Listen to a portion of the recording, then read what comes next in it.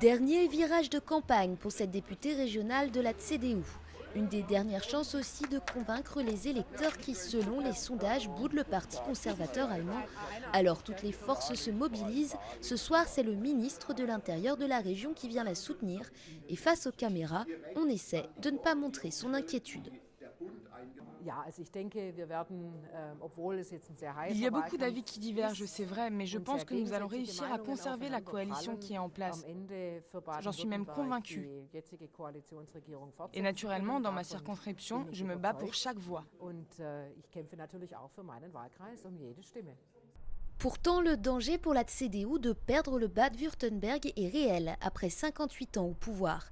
Une région aussi riche que la Belgique où les industries automobiles Mercedes-Benz, Porsche ou Bosch sont implantées et que le parti d'Angela Merkel gouverne avec les libéraux.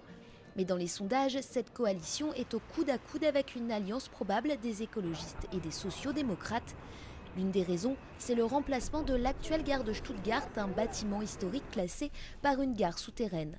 Un projet jugé inutile et coûteux par beaucoup d'habitants. Alors, chaque semaine ou presque depuis 6 mois, de grandes manifestations sont organisées pour sa conservation qui réunissent souvent plusieurs milliers de personnes.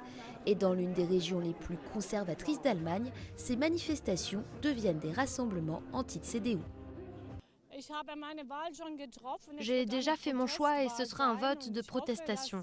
J'espère que les autres habitants voteront comme moi parce qu'après des années de conservateurs, nous avons besoin de changement. Environnement, politique intérieure, Libye, tous les motifs de contestation sont ici représentés. Mais c'est surtout le nucléaire qui ressort dans une région qui compte 4 réacteurs. Depuis les événements du Japon, la politique pro-nucléaire d'Angela Merkel est de plus en plus contestée.